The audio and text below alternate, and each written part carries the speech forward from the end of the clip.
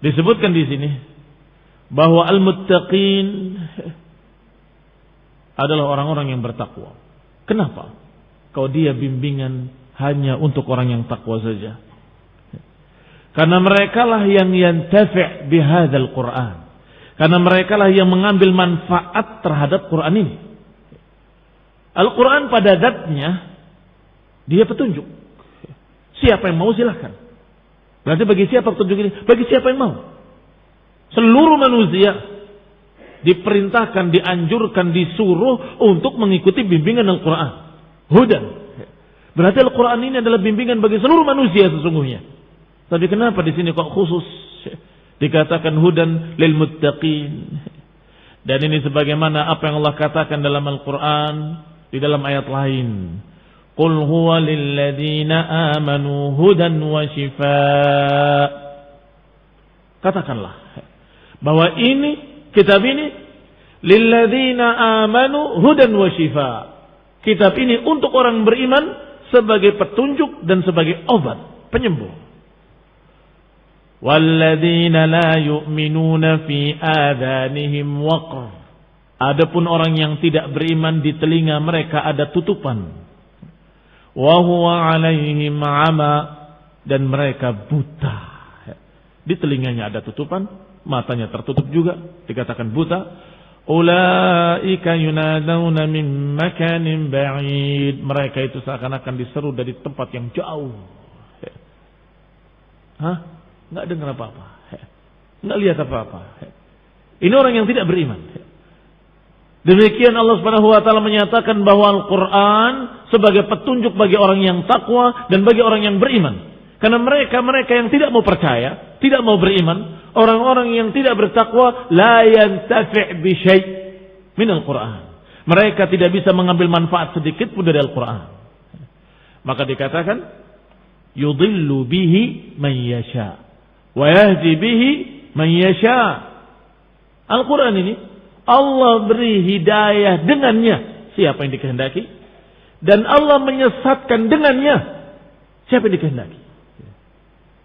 Bedakan hati-hati makna ini dengan makna yang tadi.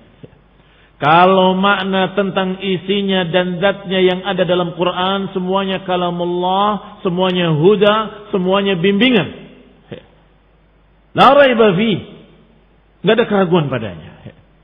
Tetapi kalau dilihat orangnya yang membaca Al-Quran atau orangnya yang berinteraksi dengan Al-Quran, ada dua golongan. Ada yang mau memahaminya, membacanya, mengikutinya, mempraktekannya, maka mereka lah muttaqin, mereka lah orang beriman.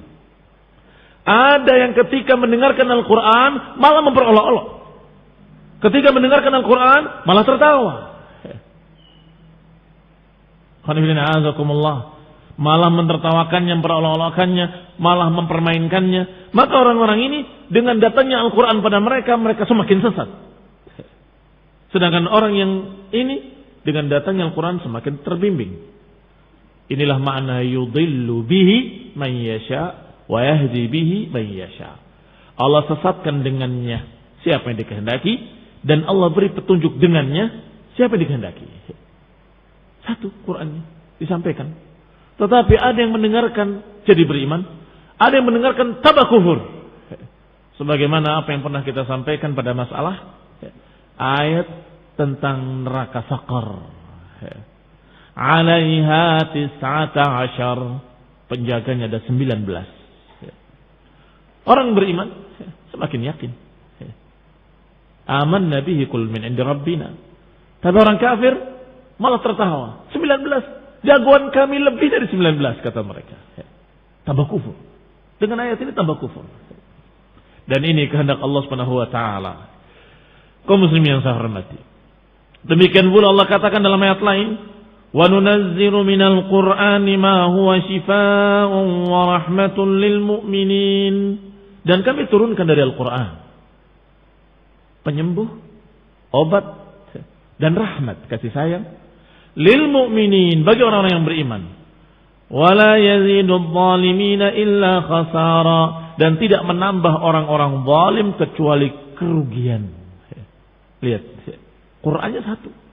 Tetapi bagi orang beriman jadi nur, jadi cahaya, jadi rahmat, jadi syifa, jadi penyembuh penyakit-penyakit hati, penyembuh kebodohannya, penyembuh kesesatannya, penyembuh penyimpangannya. Masya Allah.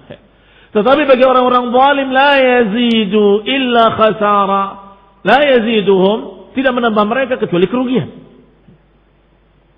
Ila ghairi dzalika minal ayat, dan ayat-ayat yang lain yang menunjukkan hal tersebut, bahwasanya yang akan mengambil manfaat dari Quran hanya orang beriman, hanya orang yang bertakwa. Huwa fi nafsihi hudan, kata Ibnu Katsir, dia Al-Quran ini pada zatnya memang petunjuk. Walakin la yanaluhu illa al-abrar, tetapi tidak bisa mengambilnya, tidak bisa mengambil manfaatnya illa al-abrar, kecuali hanya orang-orang baik saja, al-muttaqin, al-mu'minin. Ya ayyuhan nasu qad ja'atkum maw'udhatun min rabbikum wa shifaa. Wahai manusia, panggilannya manusia secara umum, telah datang pada kalian peringatan, nasihat dari Rabb kalian, dan juga penyembuh lima fis sudur, apa yang ada dalam hati, wahudan warahmah, dan juga sebagai petunjuk dan rahmat lil mu'minin, petunjuk dan rahmat bagi orang beriman. Datang kepada kalian pemberi peringatan, tetapi yang mengambil manfaat adalah muttaqin atau mukminin. Maka mukmininlah yang dikatakan mereka menjadikan kitab ini sebagai hudan wa nur, sebagai rahmah, sebagai kasih sayang. Baik, apa itu muttaqin? Hudan lil muttaqin. Al-Hasan Al-Basri rahimahullah, sebagaimana dinukil oleh Sufyan Ats-Tsauri dari seseorang dari Al-Hasan Al-Basri, bahwa makna muttaqin ittaqu ma harramallahu alaihim wa addu ma aftarada alaihim. Muttaqin adalah orang yang menghindari apa yang diharamkan oleh Allah dan menunaikan apa yang diwajibkan atas mereka. Ini muttaqin, kata Al-Hasan Al-Basri. Abu Bakar bin Ayyash pernah berkata, Sa'alani al-A'mash. A'mash bertanya kepadaku tentang muttaqin. Fa'ajabtuhu. Aku jawab. Ternyata kata Al-A'mash, Sal anha al-Kalbi. Coba tanyakan kepada al-Kalbi. Apa itu? At-taqwa atau muttaqin. Fasa'altuhu. Maka aku tanyakan kepada al-Kalbi. Ternyata beliau menjawab, Alladzina yajtanibuna kaba'iral ism. Orang-orang yang menjauhi dosa-dosa besar. Orang-orang yang menghindari dosa-dosa. Dan beliau diam. Al-A'mash setelah disampaikan, aku tanyakan pada Al-Kalbi, dan dikatakan orang yang menjauhi dosa-dosa besar. Dan beliau diam, berarti setuju. La yunkiruhu, tidak mengingkarinya. Wal fawahish, kabairul ismi wal fawahish illa al-lagam. Wa qala Qatadah. Adapun Qatadah menyatakan bahwa al-muttaqin adalah apa yang disebutkan oleh Allah pada ayat berikutnya. Hudan lil muttaqin. Apa ayat berikutnya? Alladzina yu'minuna bil ghaibi wa yuqimuna as-salata wa mimma razaqnahum yunfiqun. Dan juga ayat yang setelahnya. Dan ini pendapat Qatadah dan juga Ibnu Jarir, dan ayat mencakup semuanya.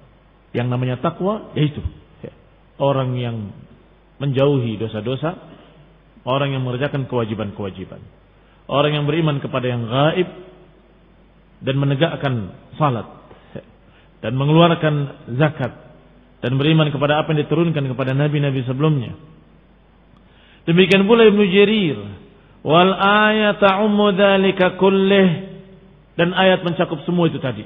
Pendapatnya Al-Hasan Al-Basri, pendapatnya Al-Amash dengan Al-Kalbi, dan juga ucapan Qatadah dan Ibnu Jarir, semuanya tidak bertentangan, bahkan saling melengkapi, saling menjelaskan. Dan itu adalah sifat-sifat orang-orang yang takwa. Diriwayatkan makna takwa, la yablugh al-'abd an yakuna minal muttaqin hatta Yada' ma la ba'sa bihi hadaran mimma bihi ba's. Diriwayatkan bahwasanya seorang hamba tidak mencapai derajat muttaqin kecuali kalau dia sampai meninggalkan yang tidak apa-apa karena takut apa-apa. Ini baru muttaqin. Meninggalkan yang tidak apa-apa karena khawatir ada apa-apa. Barakallahu fikum, ini orang-orang yang wara'. Ini orang-orang yang sangat berhati-hati. Orang-orang yang meninggalkan perkara yang tidak mengapa karena takut ada apa-apa. Dia meninggalkan yang haram. Juga meninggalkan yang makruh. Juga meninggalkan yang syubhat. Yang tidak jelas. Saya tinggalkan saja. Khawatir ada apa-apa. Ini khonina azakumullah. Orang yang dikatakan muttaqin. Muslim yang saran lagi. Waqad qila, dikatakan pula, pernah ditanyakan kepada Umar bin Khattab tentang, atau Umar bin Khattab pernah bertanya, bukan ditanya. Umar bin Khattab pernah bertanya kepada Ubay bin Ka'ab yang terkenal dalam masalah tafsir. Bertanya kepada Ubay bin Ka'ab anit taqwa. Apa itu taqwa? Maka Ubay bin Ka'ab menjawab, "Ama salakta tariqan dasyaukin?" Apakah engkau pernah berjalan di jalan yang berduri? Qala bala. Kata Umar, tentu, aku pernah. Qala fama amilta. Kalau gitu apa yang kau lakukan ketika engkau berjalan di jalan yang berduri? Qala fama amilta. Qala syammartu wajtahadtu. Aku sing-singkan pakaianku, aku berhati-hati, dan seterusnya diterangkan. Kata Ubay bin Ka'ab, dzalika taqwa, itu takwa. Kamu berjalan dengan hati-hati, jangan sampai terkena duri, maka itu yang dikatakan takwa. Dan inilah makna yang diambil oleh Al-Mu'taz dalam syairnya. Al-Mu'taz menyatakan dalam syairnya, khallid dunuba saghiraha wa kabiraha dzaka tuqa wasna kamashin fawqa ardi syauki yahdar ma yura. La tahqiranna saghiratan innal jibala minal hasa. Disebutkan dalam syairnya, tinggalkan dosa-dosa yang kecilnya maupun yang besarnya. Dzalika tuqa, itulah yang dikatakan tuqa. Itu yang dikatakan ketakwaan. Wasna kamashin fawqal ardi syauk. Jadilah engkau kamashin, seperti orang yang berjalan. Seperti orang yang yamshi ala ardi syauk, di bumi yang berduri. Yahdhar ma yara, tentunya dia akan hati-hati dari duri yang dia lihat. Jangan sampai terkena sedikit pun. La tahqiranna saghiratan, jangan meremehkan dosa-dosa kecil. Innal jibala minal hasa, sesungguhnya gunung itu dari kerikil-kerikil kecil. Gunung yang sebesar itu, kalau kamu dekati, isinya kerikil-kerikil kecil. Tapi bisa sebesar itu. La tahqiranna saghiratan innal jibala minal hasa. Jangan remehkan dosa kecil, karena gunung itu dari kerikil. Jangan remehkan, bisa bertumpuk seperti gunung. Barakallahu fikum. Asyahid, beliau mengatakan wasna kamashin fawqa ardi syauk. Jadilah engkau seperti orang yang berjalan di tanah yang berduri. Yani hendaklah berhati-hati, menghindari dosa, menghindari penyimpangan, menghindari ketergelinciran, menghindari berbagai macam kemaksiatan. Itu dikatakan dengan ketakwaan. Qala hudan lil muttaqin, sebagai bimbingan bagi orang yang takwa. Kalimat huda sekarang. Al-huda yutlaq wa yurad bihi ma yuqirru fil qalb. Kadang-kadang huda disebutkan dengan makna, dengan maksud apa yang waqara fil qalb, apa yang ada dalam hati dari iman. Wa hadza la yaqdir ala khalqihi fi qulubil ibad illallah. Adapun yang ini enggak akan bisa menciptakannya, enggak akan bisa menakdirkannya dan menentukannya di hati-hati manusia kecuali Allah sendiri. La ilaha illahu. Allah sendiri azza wa jal. Sebagaimana Allah katakan, innaka la tahdi man ahbabta walakinna Allah yahdi man yasha. engkau wahai Rasul enggak akan bisa memberikan hidayah pada orang yang kau cintai. Artinya menentukan keimanan dalam hati seseorang enggak bisa. Tapi Allah lah yang menakdirkannya pada siapa yang dikehendakinya. Atau seperti ayat lain, laisa 'alaika hudahum, bukan atasmu hidayah mereka. Artinya menentukan si fulan dapat hidayah, si fulan hatinya mendapatkan keimanan, itu laisa 'alaik, itu bukan tanggung jawabmu. Engkau hanya menyampaikan.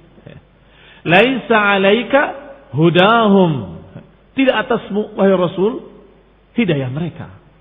Ini hidayah dengan makna yang pertama, yakni ketentuan seorang mendapatkan iman di hatinya, dan itu la yakhluquha aw la yakhluquhu illallah.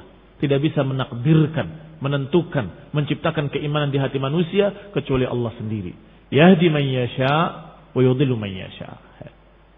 Sebagaimana ayat lain, man yudlilillahu fala hadiyalah.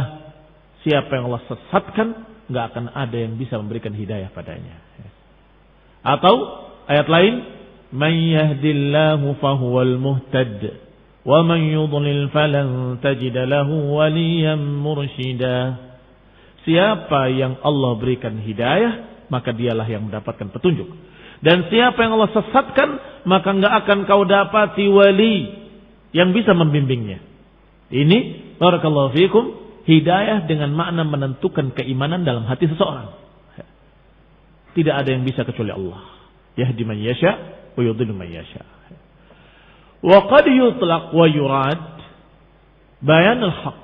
Tetapi kadang-kadang huda dimaukan bayanul haq, penjelasan kebenaran. Kalau maknanya penjelasan kebenaran, maka tentunya Rasulullah sallallahu alaihi wasallam menjelaskan kebenaran.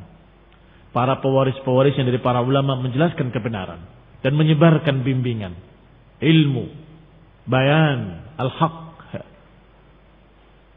Hanya menyebarkan pada mereka, tapi menentukan siapa yang mendapat hidayah, siapa yang tidak bisa. Maka Allah Subhanahu wa taala menyatakan pada makna yang kedua, wa innaka latahdi ila siratim mustaqim. Sungguh engkau memberikan hidayah kepada jalan yang lurus.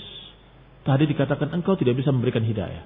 Sekarang dikatakan engkau sungguh memberikan hidayah. Sepertinya bertentangan, padahal sama sekali tidak bertentangan.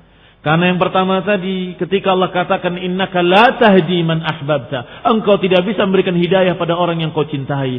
Maknanya ketentuan dalam hati seseorang dia menjadi mukmin, tidak bisa.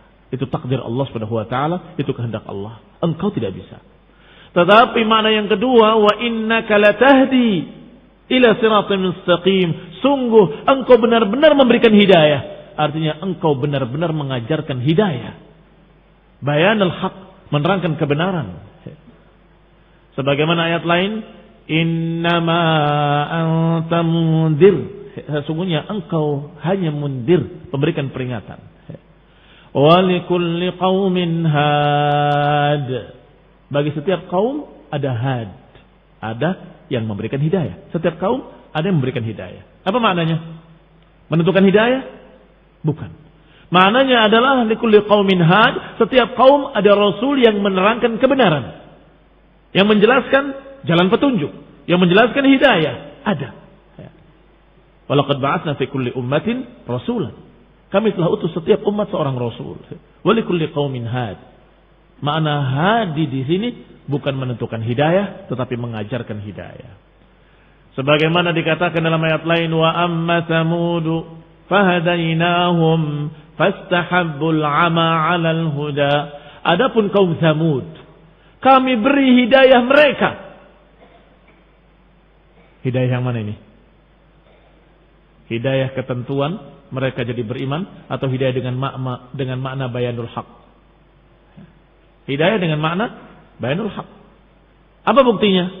Buktinya karena Samud dalam keadaan tetap mereka kufur, bahkan diadab oleh Allah Subhanahu wa taala. Fa amma Samudu fa uhliku bit-taghiyah. Adapun Samud kami hancurkan, kata Allah. Kami binasakan mereka dengan taghiyah, dengan suara yang melampaui batas, yang memekakkan telinga mereka, yang memutus jantung-jantung mereka. Barakallahu fikum. Berarti Ketika Allah katakan wa amma Samud fahadainahum, adapun Samud kami beri hidayah mereka. Tapi lihat kelanjutan ayatnya. Fastahabbul 'ama 'alal huda, tapi mereka lebih menyukai kebutaan daripada hidayah. Berarti yang dikasih tadi bukan hidayah dalam artian dijadikan beriman, bukan. Tetapi maknanya diberi bayanal haq. Adapun Samud kami jelaskan kebenaran. Kami terangkan bimbingan, kami terangkan jalan yang lurus. Fastahabbul 'ama 'alal huda, tapi mereka memilih 'ama, memilih kebutaan 'alal huda daripada hidayah tadi, daripada ilmu tadi. Mereka lebih memilih buta daripada terbimbing.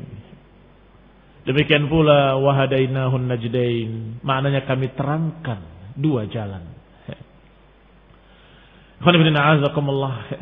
Ini makna huda.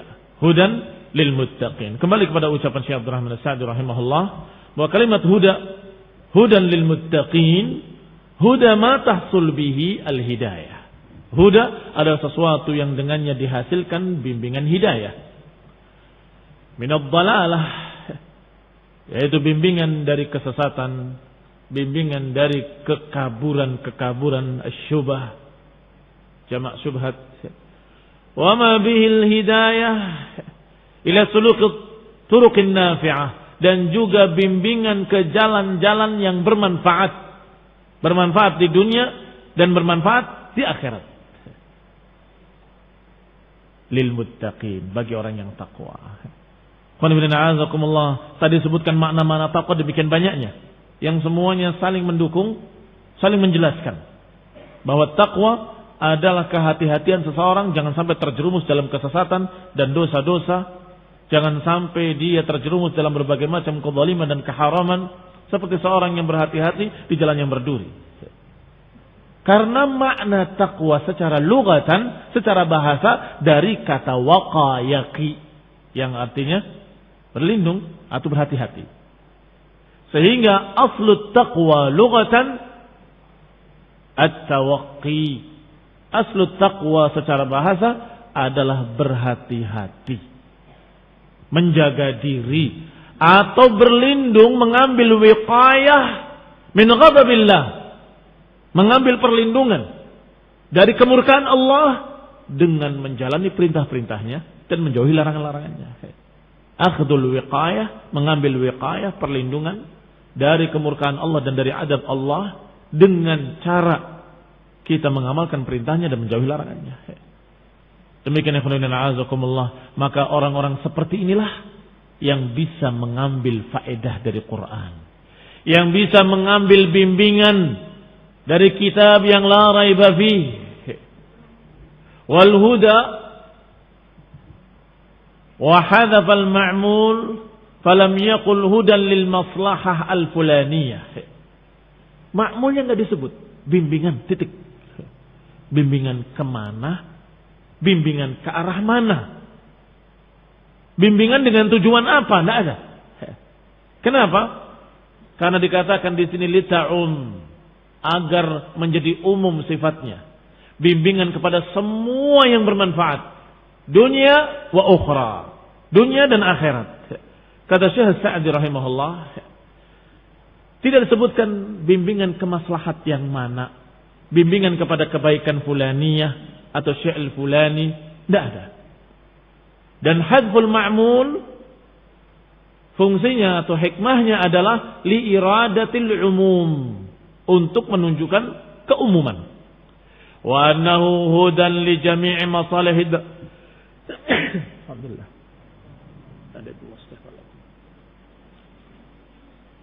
Yani umum, membimbing ke seluruh maslahat-maslahat, seluruh kebaikan-kebaikan, masalihid darain, maslahat di dua tempat, maslahatud dunya wa maslahatul akhirah.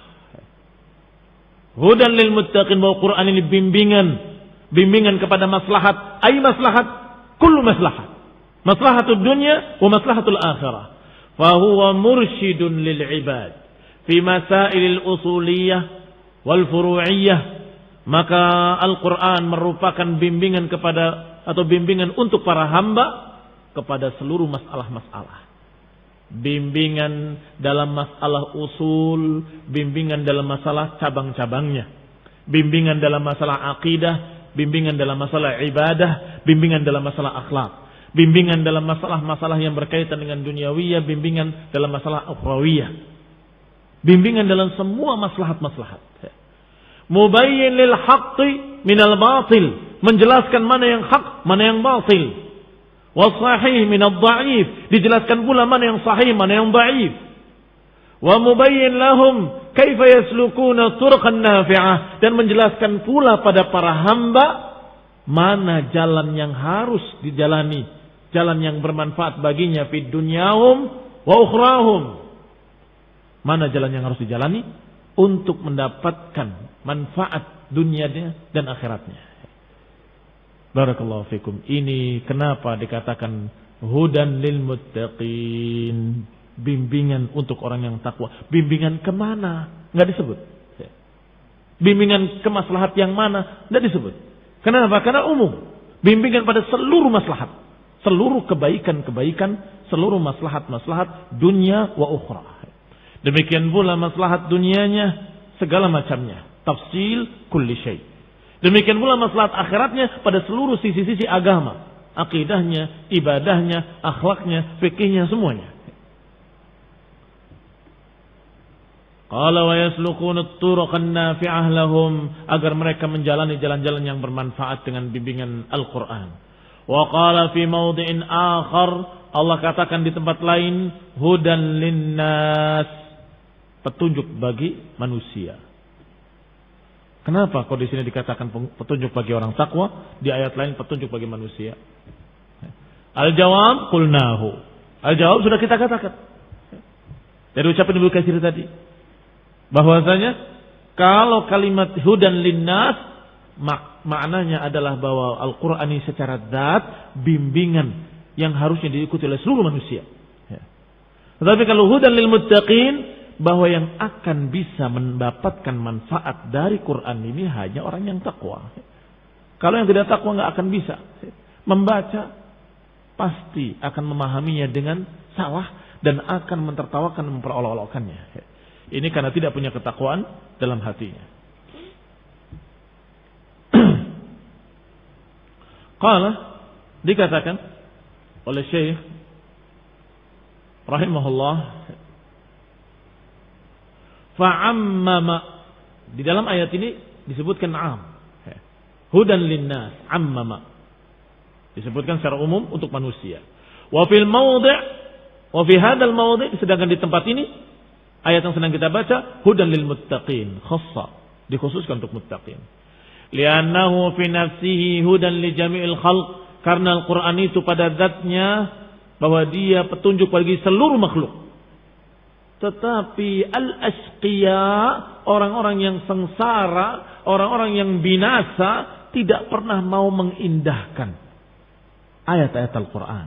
Enggak mau mempedulikan bimbingan Al-Quran. Lam yarfa'u bihi ra'san, tidak mau mengangkat kepalanya. Artinya enggak mau lihat. Enggak mau menengok pada Quran sama sekali. Lam yarfa'u bihi ra'san. Maka jadilah mereka asqiya. Maka seakan-akan Al-Quran ini hanya bimbingan bagi orang-orang yang takwa karena mereka yang mau. Hanya bimbingan bagi orang yang beriman karena mereka yang ingin, mereka yang percaya, mereka yang mau. Padahal pada hakikatnya ini petunjuk bagi seluruh manusia. Kalau saja mereka mau. Tapi ternyata yang mau mengikuti petunjuk hanya muttaqin, hanya mukminun. Walam yaqbalu hudallah, mereka para asqiya tidak mau menerima bimbingan dari Allah. Faqamat alaihim bihil hujjah, maka akhirnya tegaklah hujjah atas mereka. Walam yantafi'u bihi li syaqaihim, mereka tidak bisa mengambil manfaat karena syaqinya mereka, karena jahatnya mereka, karena jeleknya mereka. Wa ammal muttaqun alladzina atau bisabab al-akbar, adapun orang yang takwa yang menjalani sebab-sebab yang besar, sebab-sebab keselamatan, lihusulil hidayah, yaitu untuk mendapatkan hidayah mereka melalui sebab-sebab, mengikuti bimbingan nabinya, mengikuti bimbingan Allah dalam Al-Quran, Maka itulah yang dikatakan ketakwaan. Allati haqiqatuha, yang hakikatnya adalah ittikhadu ma yaqi sukhtallahi wa adabahu. Yang hakikat takwa adalah berhati-hati, melindungi diri dari kemurkaan Allah dan adab Allah. Dari kata waqa yaqi, akhdul wiqayah, mengambil perlindungan dari adab Allah, dari kemurkaan Allah. Dengan apa? Gak mungkin ada perlindungan lain untuk melindungi dari adab Allah kecuali kepada Allah. Iya kan? Adab Allah bisa dihindari dengan apa? Bisa kita berlindung dengan apa untuk menghindari adab Allah? Tidak ada. Kecuali dengan bimtisali awamirihi, dengan mentaati perintah-perintah Allah, wajtinabi nawahi, dan menjauhi larangan-larangannya. Fahtadau bihi, akhirnya mereka terbimbing.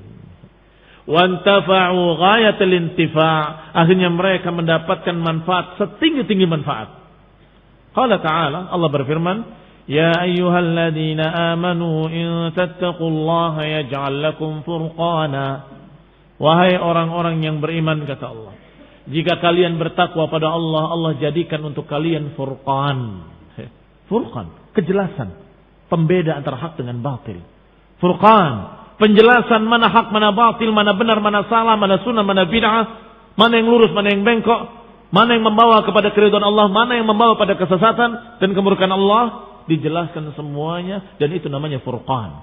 In tattaqullaha yaj'al lakum furqana. Kalau kalian bertakwa pada Allah, Allah berikan furqan. Karena orang yang bertakwa pasti akan berupaya. Orang yang bertakwa pasti akan berhati-hati. Berjalan dengan penuh hati-hati. Mana yang boleh, mana yang tidak. Baca lagi Qur'annya, baca lagi hadisnya. Minta bimbingan dari para ulama. Apa mana ayat ini, apa mana hadis ini. Supaya selamat. Maka orang inilah yang akan selamat dan mendapatkan furqan. Mendapatkan kejelasan pembeda mana hak, mana batil.